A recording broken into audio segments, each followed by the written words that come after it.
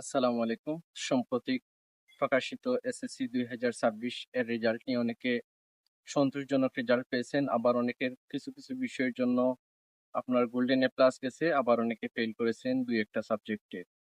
কিভাবে আপনারা পুনর্নিরীক্ষণের আবেদন করবেন আমি এই ভিডিওর মাধ্যমে দেখিয়ে দিচ্ছি। আপনারা দ্রুত আবেদন করবেন ১৭ আগস্টের পূর্বে।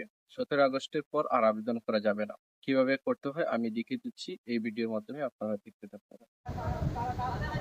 প্রথমে চলে আসবেন আপনারা মোবাইলের স্ক্রিনে এসে এখানে ক্রোম ব্রাউজার বা যে কোনো ব্রাউজার ওপেন করে আপনারা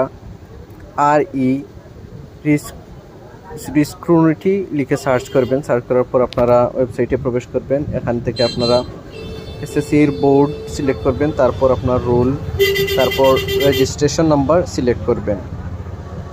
রেজিস্ট্রেশন নাম্বার টাইপ করার পর আপনি এটাতে সাবমিট করবেন। তারপর আপনার যে বিষয়ে রেজাল্ট ভালো হয়নি অথবা ফেল করেছেন সেই বিষয়ে নির্বাচন করবেন।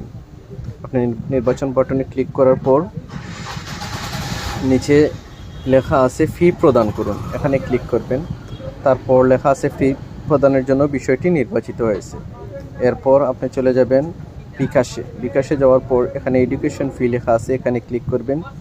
তারপর আপনারা চলে যাবেন স্ক্রল করে, এখানে লেখা আছে এসএসসি 2026 রিস্ক্রুনিটি। এখান থেকে সিলেক্ট বোর্ড 2026, আপনার যে বোর্ড সে বোর্ড সিলেক্ট করবেন, এমনকি রোল নম্বর দিয়ে দিবেন। রোল নম্বর টাইপ করার পর নেক্সট বাটনে ক্লিক করবেন।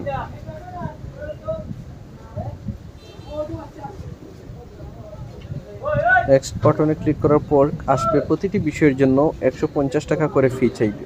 আপনারা 150 টাকা করে ফি প্রদান করবেন। তারপর নেক্সট বাটনে আবার ক্লিক করবেন। প্রতি বিষয়ের জন্য 150 টাকা। আপনি যেটি সাবজেক্ট সিলেক্ট করবেন আপনার প্রতিটি সাবজেক্টের জন্য আলাদা আলাদা টাকা প্রয়োজন হবে।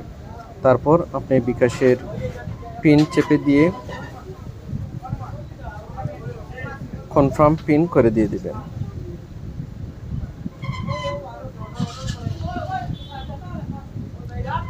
Tap and hold pay.